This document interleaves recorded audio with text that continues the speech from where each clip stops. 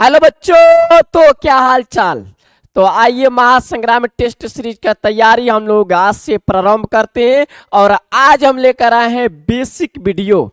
और इस basic video से ही क्वेश्चन आने वाला है। तो 50 MCQ क्वेश्चन लेकर आए हैं विज्ञान से संबंधित। और इस वीडियो को सभी क्लास के विद्यार्थी को देखना अनिवार्य है। और जो विद्यार्थी इस वीडियो को देखेंगे और जितना चीजें इसमें क्वेश्चन लेकर आए हैं, सारे के सारे क्वेश्चन इसी में से दिया जाएगा। ठीक है, तो आज हम साइंस के वीडियो लेकर आए हैं।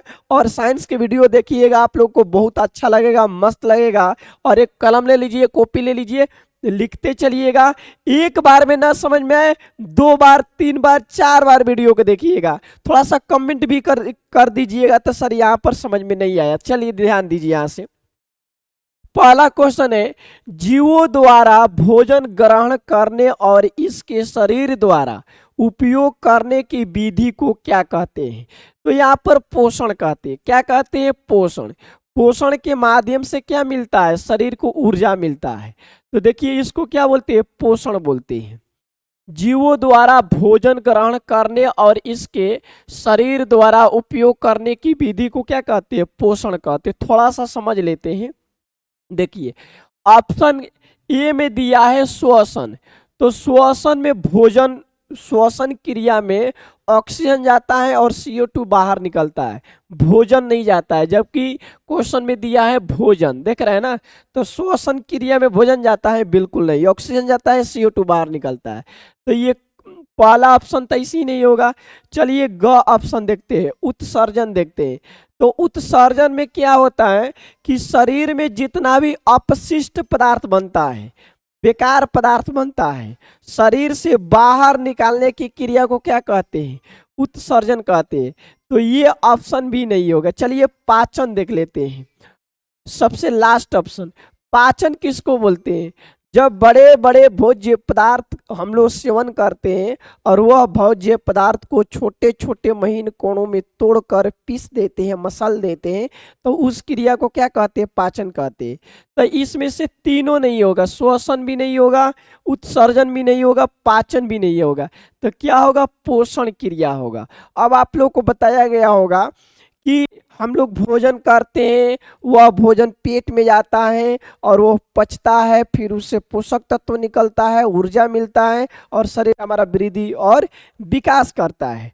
ठीक है, और बाकी अपशिष्ट पदार्थ को फिर बाहर निकाल दिया जाता है। तो इसमें क्या हो जाएगा? करेक्ट आंसर क्या होगा? पोषण होगा। समझ गए आप लोग? चलिए आगे देखते हैं। अब 2 नंबर क्वेश्चन देखिए आप लोग।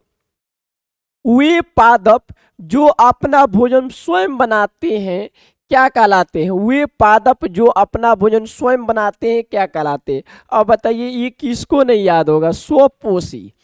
क्या क्या कहलाते हैं? स्वपोषी। सबसे पहले ये समझते हैं कि पादप मतलब होता है पौधा। पादप मतलब क्या होता है? पौधा होता है। और स्वयं बनाते हैं, स्वयं। वह जीव जो अपना भोजन स्वयं बनाते हैं, स्वयं पर निर्भर रहते, किसी अन्य जीव पर निर्भर नहीं रहते। तो जितना पेड़ पौधा है, पेड़ पौधा को हम लोग भोजन देते हैं सुबह शाम। बताइए, आप ही लोग बताइए कि पेड़ पौधा को सुबह शाम हम लोग भोजन देते हैं? नहीं देते हैं। पेड़ पौधा स्वतः अपना भोजन बनाता है प्रकाश संश्लेषण क्रिया के माध्यम से, फोटोसिंथेसिस क्रिया के माध्यम से। समझ गए? तो यहाँ पर होगा विषम पोषित, ऐसी नहीं होगा, परजीवी ऐसी नहीं होगा, मृत जीव ऐसी नहीं होगा। तो यहाँ पर होगा स्वपोषी। और जो जीव अपना भोजन स्वतः बनाता है उसे बोलते हैं स्वपोषी बोलते हैं। ठीक है, चलिए आते हैं तीसरे क्वेश्चन को देख लीजिए। तीसरा क्वेश्चन क्या कह रहा है? जंतु और अधिकांश, फोन आ रहा है, 1 मिनट।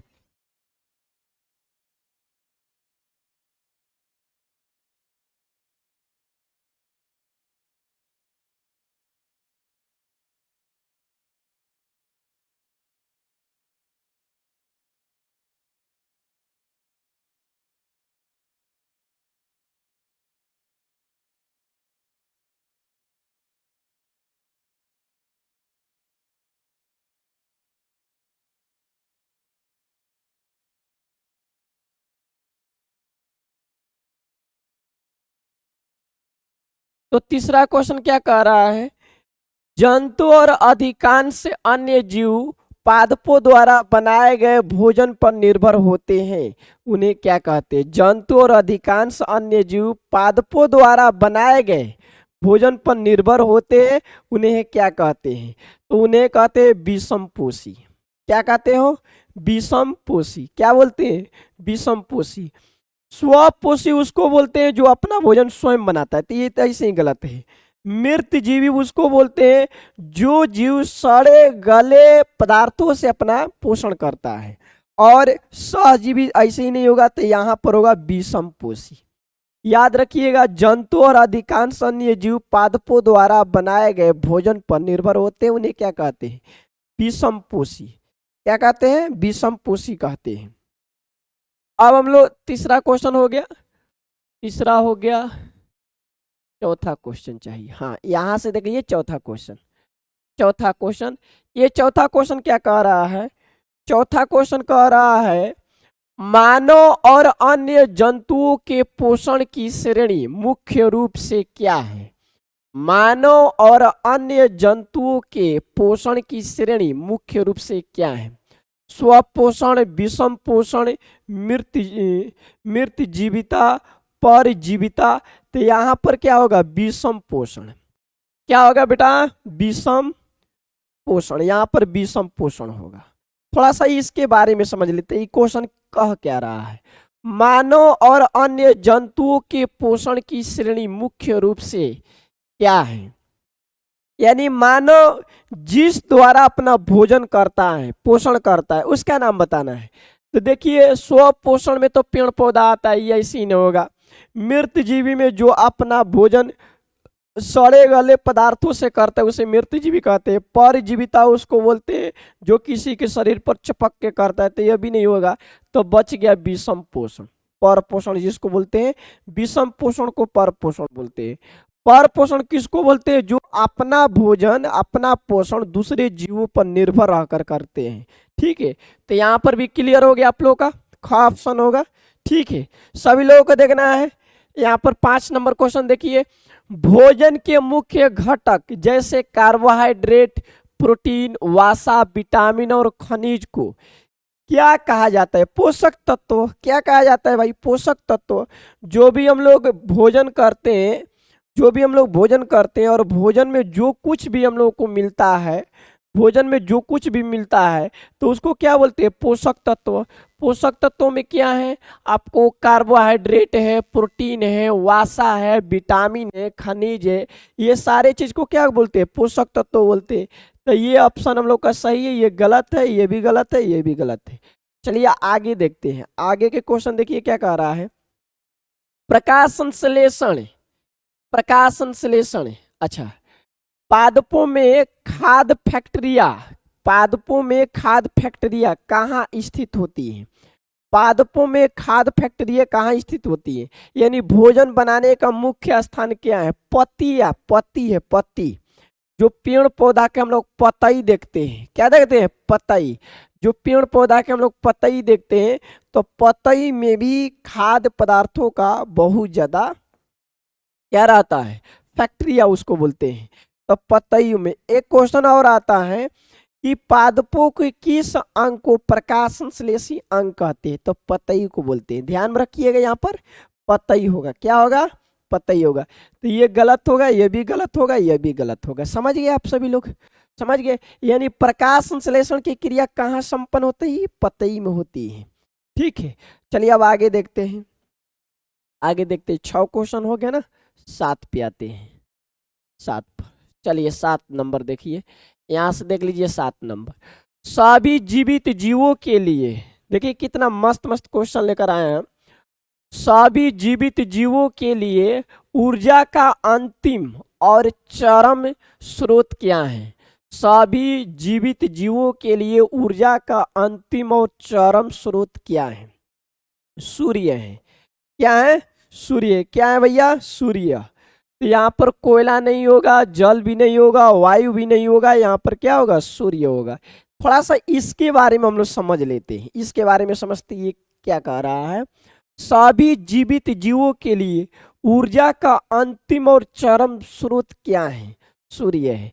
देखिए आप लोग को मालूम है कि जो सूर्य है हमेशा जलते रहते हैं, हमेशा लहकते रहते हैं, धहकते रहते हैं। और आप लोग को मालूम है कि पेड़ पौधा सूर्य के प्रकाश में ही अपना प्रकाश संश्लेषण की क्रिया कर पाता है, फोटोसिंथेसिस कर पाता है। अगर सूर्य के प्रकाश नहीं रहेगा तो पेड़, जितना पेड़ पौधा है सारे पेड़ पौधा मर जाएंगे। जब सारे पेड़ पौधा मर जाएंगे तो आपको खाने के लिए कुछ भी नहीं बचेगा। तो इसलिए क्या होगा, सूर्य होगा। समझ गए। चलिए अब आगे देख लेते हैं बेटा। आगे देखते हैं बेटा, प्रकाश संश्लेषण के दौरान पौधे वायुमंडल से कौन सी गैस लेते? बताइए, कितना साधारण क्वेश्चन है कि प्रकाश संश्लेषण क्रिया के दौरान पेड़ पौधा कौन सा गैस वायुमंडल से लेता है? तो CO2 गैस लेता है बेटा। कौन सा गैस लेता है? CO2 गैस लेता है। तो यहाँ पर कार्बन डाइऑक्साइड हो गया, यही यही सही है, क्योंकि CO2 को पूरा नाम कार्बन डाइऑक्साइड ही बोलते हैं। ऑक्सीजन गलत है, नाइट्रोजन गलत है, हाइड्रोजन गलत है, तो यहाँ पर कार्बन डाइऑक्साइड होगा। समझ गए हैं आप लोग। यानी पेड़ पौधा प्रकाश संश्लेषण की क्रिया में कौन सा गैस लेता है? तो CO2 लेता है। और याद रखिएगा, कौन सा गैस छोड़ता है? तो O2 छोड़ता है। CO2 लेता है और O2 छोड़ता है। ठीक है, चलिए अब यहां पर देखिए, प्रकाश संश्लेषण प्रक्रिया के दौरान कौन सी गैस बाहर निकलती है? ऑक्सीजन निकलती है। तो वही तो बताए ऊपरा। हमेशा याद रखिएगा, पेड़ पौधा में जब प्रकाश संश्लेषण की क्रिया होती है बेटा, तो CO2 गैस लेता है और O2 गैस छोड़ता है। यानी कार्बन डाइऑक्साइड गैस लेता है वायुमंडल से और वायुमंडल में O2 छोड़ देता है, ऑक्सीजन छोड़ देता है। ठीक है, तो यहां तक आप लोगों को क्लियर हो गया। 9 हुआ ना, 10।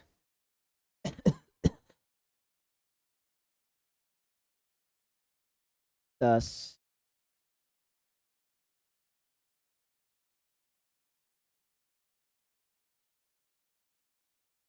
हाँ, 10 नंबर देखिए, पत्तियों की सतह पर पाए जाने वाले सूक्ष्म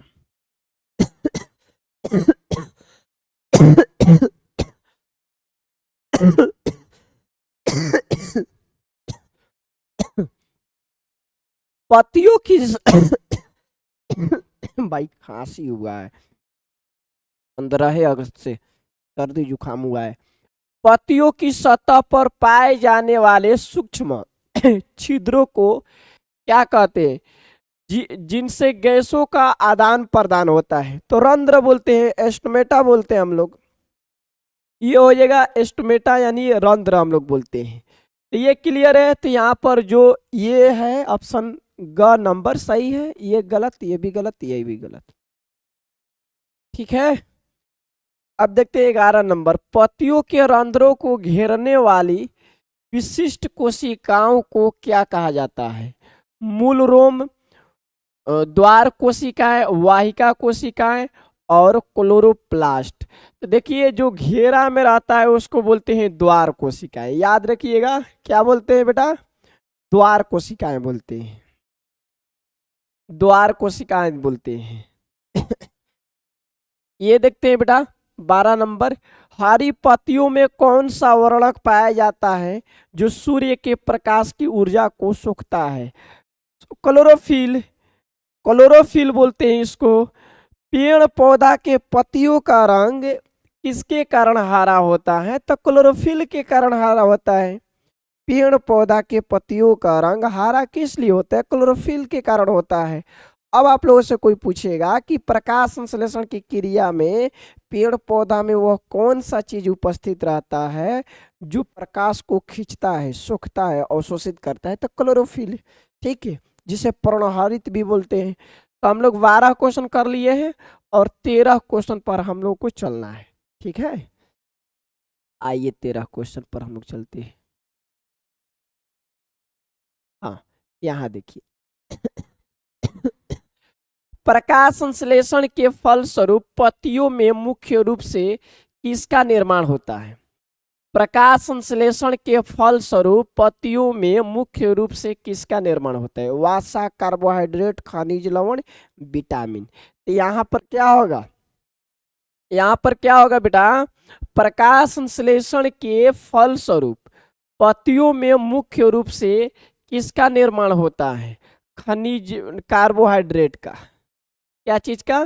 कार्बोहाइड्रेट, कार्बोहाइड्रेट का। चलिए आगे देखते हैं। उसके बाद में पत्ती पर आयोडीन की बूंदे डालने पर उसका रंग नीला काला हो जाता है। यह किसकी उपस्थिति दर्शाता है?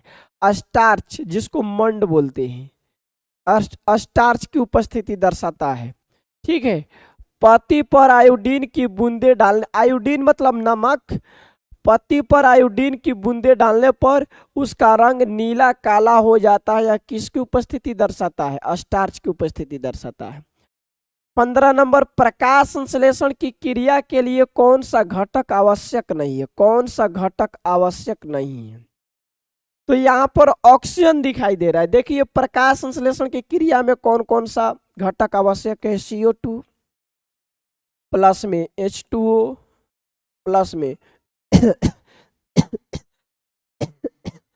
क्लोरोफिल, क्लोरोफिल और उसके बाद में सनलाइट। तो ये 4 गो घटक प्रकाश संश्लेषण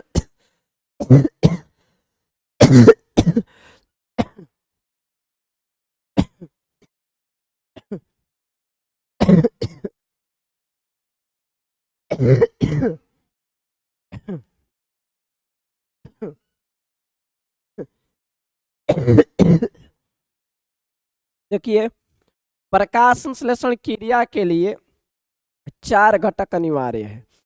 पहला है कार्बन डाइऑक्साइड, दूसरा है जल, तीसरा है सूर्य का प्रकाश और चौथा है क्लोरोफिल। तो इसमें देखिए क्वेश्चन क्या कर रहा है? क्वेश्चन कह रहा है प्रकाश संश्लेषण की क्रिया के लिए कौन सा घटक आवश्यक नहीं है? सूर्य का प्रकाश, ख में क्लोरोफिल, ग में ऑक्सीजन, घ में जल। तो यहाँ पर क्या होगा? ऑक्सीजन होगा, क्योंकि ऑक्सीजन बाहर निकलता है, ऑक्सीजन की जरूरत नहीं पड़ता है, बाहर निकलता है। तो यहाँ पर होगा ऑक्सीजन,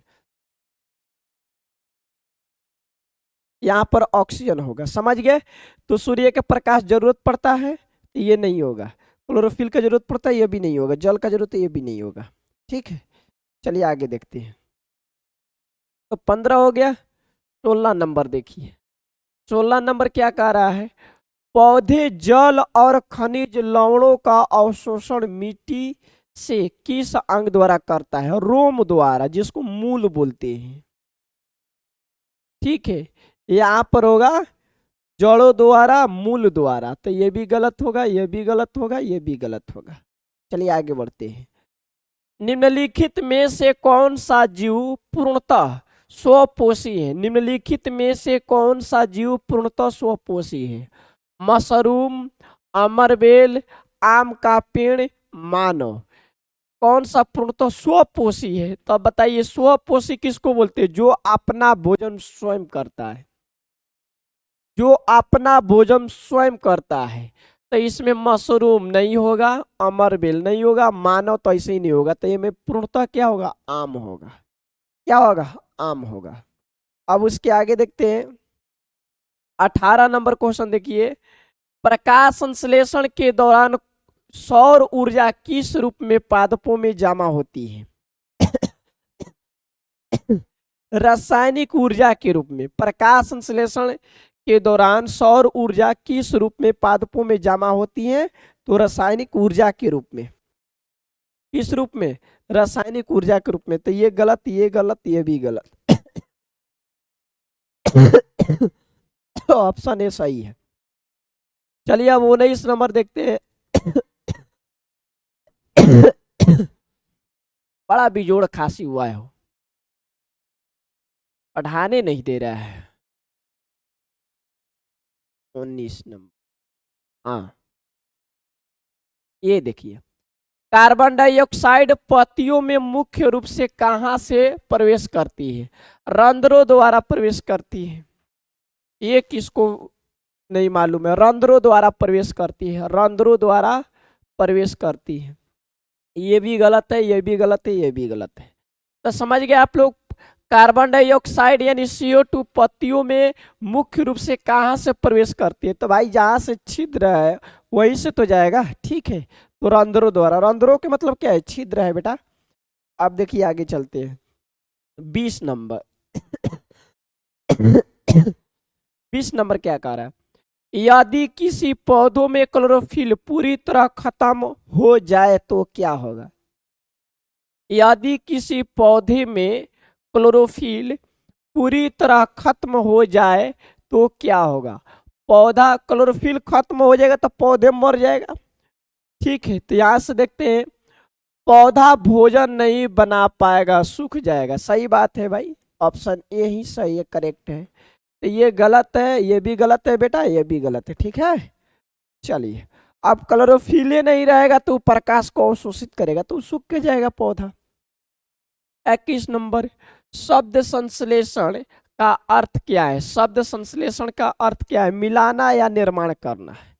क्या अर्थ है इसका, मिलाना या निर्माण करना, मिलाना या निर्माण करना है। ये बी ऑप्शन, ये भी गलत, ये भी गलत। चलिए, अब कितने नंबर, 22 नंबर। तो 22 नंबर देख लेते हैं किधरे है। 22 नंबर, 22 इधर है।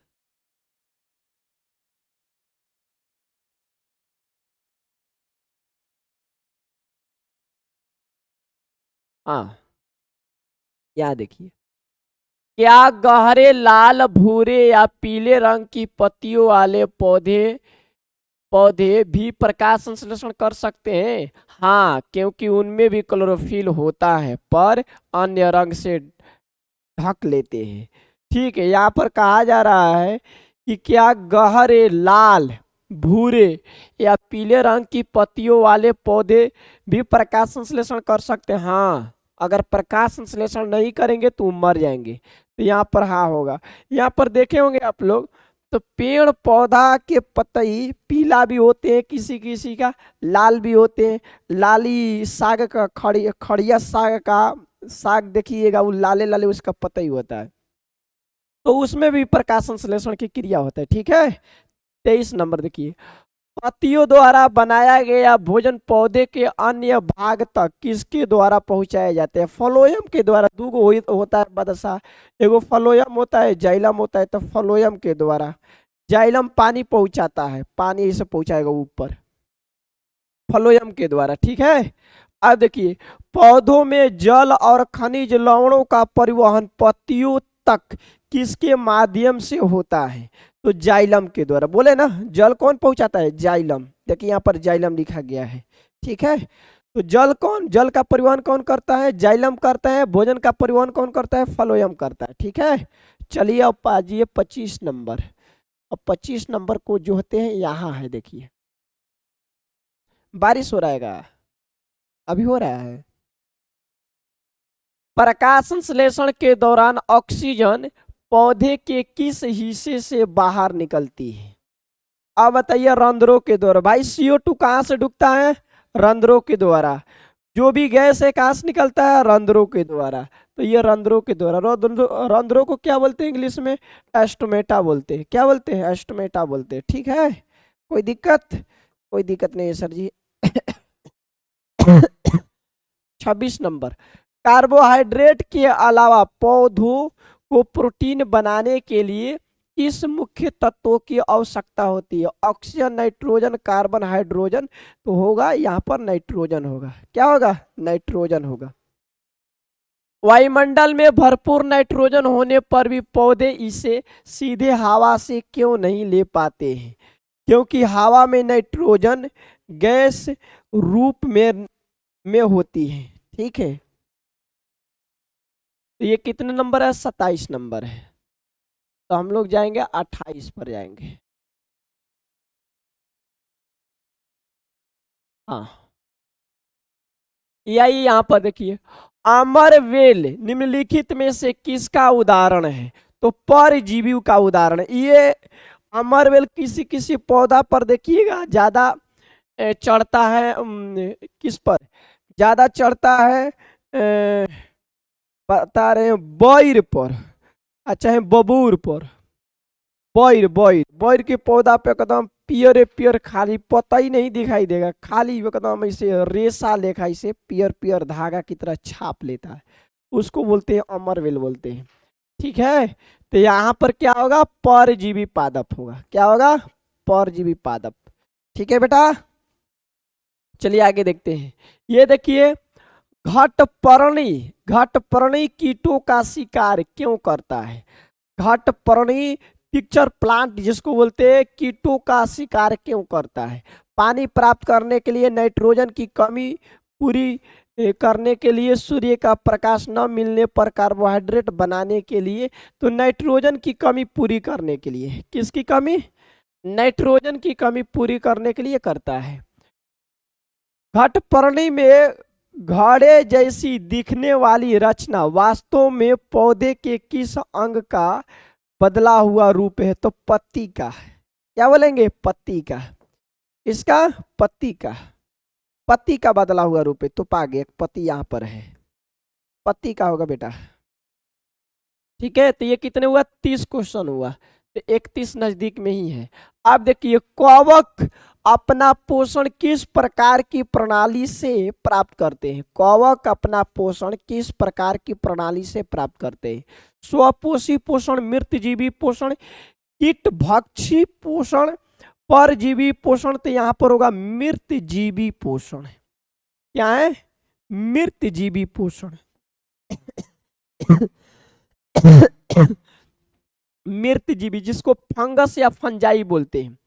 देखिएगा ना, कभी कभी ऐसे जीव आप लोग देखेंगे जो लकड़ी सड़ गया है, या जहाँ पर भूसा रहता है, जब भूसा सड़ जाता है बरसात के दिन में, तो वहां से ऐसे निकलता है छाता, निकलता है छाता, निकलता है ना, जिसको मशरूम के नाम से जानते हैं हम लोग।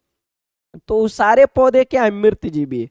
जो जीव अपना पोषण सड़े गले मृत जीवों से अपना पोषण करता है, भोजन करता है, तो उसे मृतजीवी पोषण या मृतजीवी पोषण बोलते हैं। ठीक है, और उस जीव को मृतजीवी जीव बोलते हैं। ये देखिए 32 नंबर, कवक के बीजाणु सामान्यतः कहाँ तैरते रहते हैं? जल में, वायु में, मिट्टी की गहराई में, पौधे के अंदर? वायु में। कहाँ पर? वायु में। कहाँ पर? वायु में। ध्यान में रखेंगे, ठीक है, कोई बात नहीं है। चलिए आगे 33 नंबर, अमरवेल जिस पौधे पर लिपटी होती है और भोजन चूसती है, उस पौधे को क्या कहते हैं? बाप रे बाप, परपोषी बोलते हैं। कौन नहीं जानता है भाई? क्या बोलते हैं? परपोषी। क्या बोलते हैं बेटा? परपोषी बोलते हैं। इधर गया, इधर है, परपोषी बोलते हैं। समझ गए? उसके बाद में 34 नंबर देखते हैं।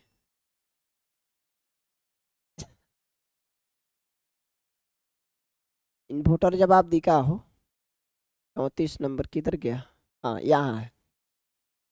ये देखिए, वर्षा ऋतु में जूते चमड़े के सामान्य या अचार पर फंगस तेजी से क्यों उग जाते हैं? वर्षा ऋतु में, बरसात के ऋतु, गर्म और नम मौसम के कारण। अभी देखिएगा हम लोगों का मौसम कैसा हो रहा है, कभी धूप उग जा रहा है, कभी बरसात होने लग रहा है, कभी पानी बरस रहा है, तो कभी ठंडा मौसम हो रहा है, तो कभी गर्म मौसम हो रहा है। इसके परिवर्तन के कारण क्या हो जाता है? वो देखिएगा, जूते चमड़े के सामान्य अचार फंगस हो जाता है। अचार देखिएगा भुकड़िया आ जाता है, जैसे हम लोग बोलते हैं भुकड़िया गया, ये उजर उजर हो जाता है, सब लगता है कि रुआ है। 35 नंबर, तो इसका आंसर क्या होगा? गर्म और नम मौसम के कारण। परजीवी पौधों के पास अपने परपोषी पौधे से भोजन खींचने के लिए कौन सी विशेष जड़ जैसी रचना होती है? चूसक अंग बोलते हैं। क्या बोलते हैं? चूसक, चूसक अंग बोलते हैं। क्या बोलते हैं? चूसक। बी ऑप्शन है, चूसक अंग उसको बोलते हैं। परजीवी पौधे के पास अपने परपोषी पौधे से भोजन खींचने के लिए क्या बोलते हैं? चूसक अंग बोलते हैं। उसके बाद में देखिए, कवक मृत और सड़े गले पदार्थों को भोजन के रूप में कैसे ग्रहण करते हैं? कैसे ग्रहण करते हैं? बाप रे बाप, उन पर पाचक रस छोड़कर उन्हें घोल में बदलते हैं और फिर सोखते हैं। वाह, क्या बात है गुरु। तो ये कितने क्वेश्चन किए हम लोग? 36 क्वेश्चन। आइए 37 क्वेश्चन पर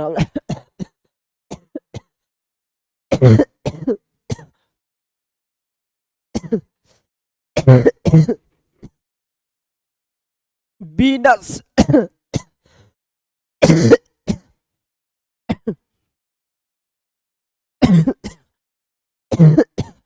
खांसी इतना बिजोड़ बिजोड़ बोल बा, बोला ही नहीं के देत।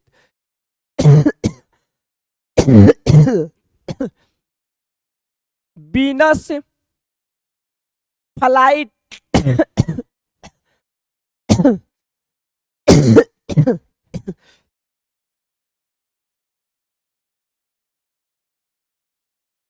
चला वीडियो नहीं बनी, अब काल बनी, दवा खाई तो अब बनाई।